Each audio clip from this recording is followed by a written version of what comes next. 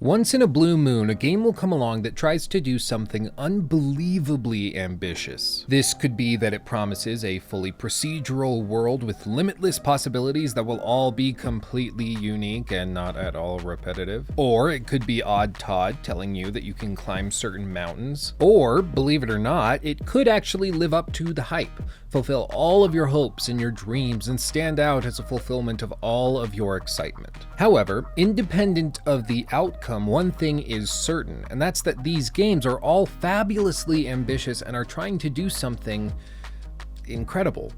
See, I actually used the title of the video in the video.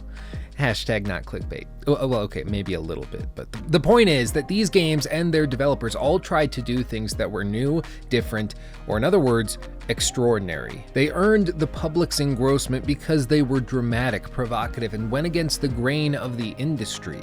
They ignited a wildfire in our imaginations as to what was actually possible within the industry, and that alone is noteworthy. But today, I want to talk about a game that plans on doing something truly remarkable, something different, something astonishing. It's an upcoming game that's being developed by one of the industry's top developers. It marks the reboot of a franchise that fell into stagnation, and it promises to be bigger, badder, and more complex than any game ever released. Of course, I'm talking about Roller Champions. This game took the world by storm when it was announced back at E3 2019, and it promises to be one of the most incredible gaming experiences of 2020. I think it's safe to say Cyberpunk has nothing on this game. Okay, I'm just kidding, I'm kidding. I had you there for a second though, didn't I? Okay, anyway. This video is actually about Watch Dogs Legion. If you're not familiar, this is a game that's set in a futuristic London, and the basic premise is that you're fighting as a revolutionary gang going against an oppressive and militaristic government, something that the British government's been accused of before. Murica. Now, to be fair, I can think of like 11 different franchises that could all fit into this same general description. So what's the hook? What makes this game stand out? Well, they're not going to have any NPCs in the game at all. But before you have any Fallout 76 flashbacks, there are no NPCs. I said before that, understand that this isn't going to be because they cut them out writ large. Rather, it's because they're doing something that no game or company has ever tried.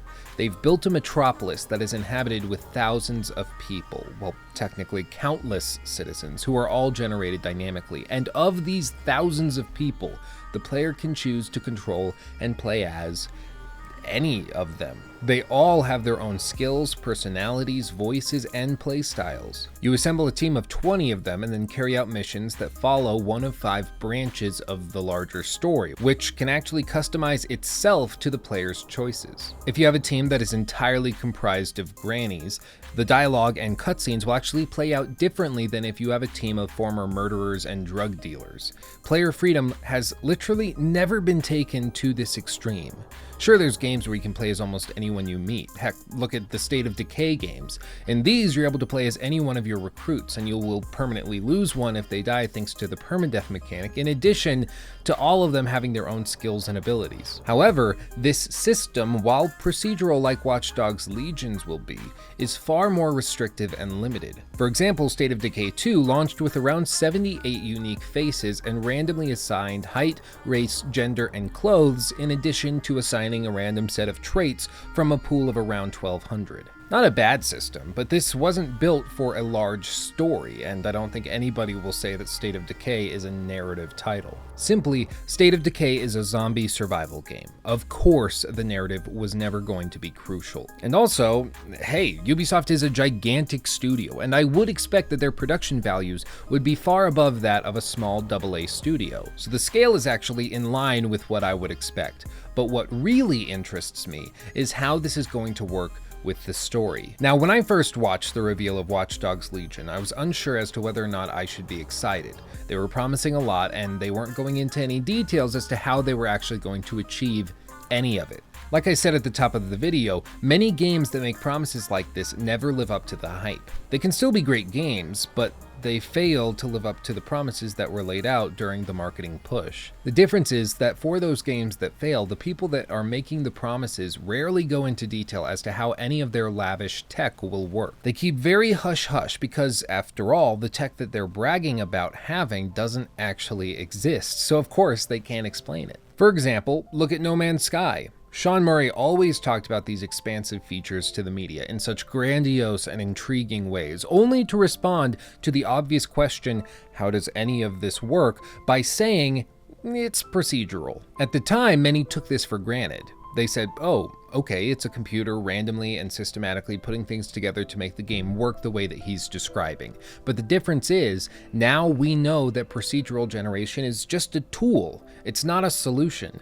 Sure, it can be a solution, it can lead to a solution, but it can't do it by itself. It has to be directed by an artist and a team that knows what they're doing. And so, one would be wise to take Watch Dogs Legion and all of the promises being made with regards to it with a grain of salt, at least until we hear how this stuff will actually work.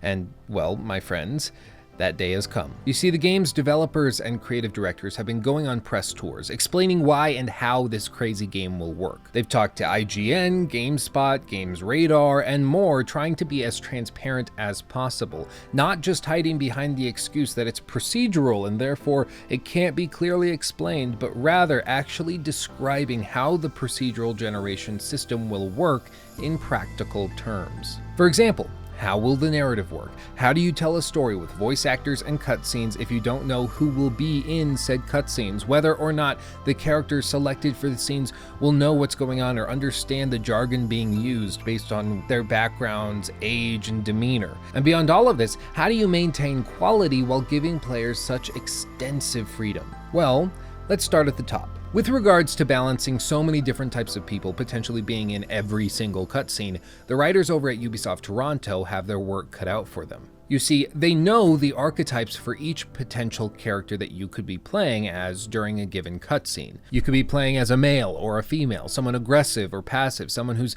familiar with the goings-on of DedSec or not. And based on these archetypes, they've actually written 20 different versions of the same script for the entire game. And they do all of this to account for how all of these different archetypes could change relative to each other.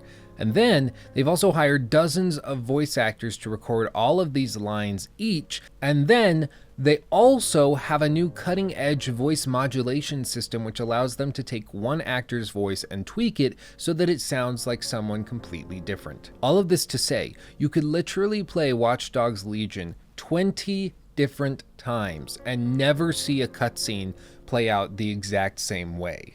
That is ridiculous, but it makes sense, and Ubisoft is purposely taking all of these steps to explain how this works so that players can understand why they should believe them. And secondly, how do they maintain quality with all of these pieces of the puzzle changing constantly? How do you keep the content from being repetitive and bland like so many procedural titles?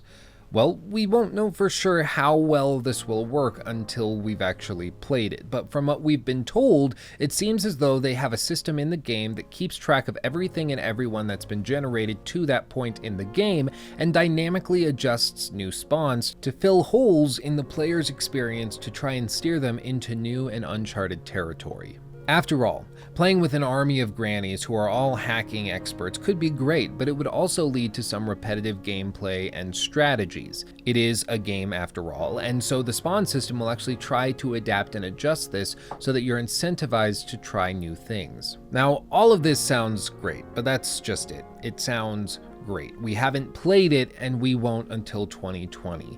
So here's the deal. This is all just hype and excitement, I am well aware, but it's okay to get excited for something that could potentially be one of the most unique and technologically impressive games released this generation. I'm weary of hype, just like all of you, but let's at least take solace in the fact that Ubisoft is aware of how lofty all of this sounds, and that's why they're taking active steps to prove to players that this tech actually works. Furthermore, they're so serious about preventing unrealistic expectations from taking over that they even removed dogs from the game because they promised that, quote, everyone is playable, and as a result they didn't want players to have the unrealistic expectation that they could play as a corgi, for instance. However, all of this is very new, and we're going to find out a lot more in the coming months as we get closer to launch. But one thing that I can say for certain after all of this research that I did for this video is that Watch Dogs Legion stands to be one of, if not the most impressive technical releases in the last few years, and could potentially serve as the start of the next generation of open world games. A generation of games that isn't limited by anything, not even a player character. Without a doubt, Watch Dogs Legion is trying something incredible.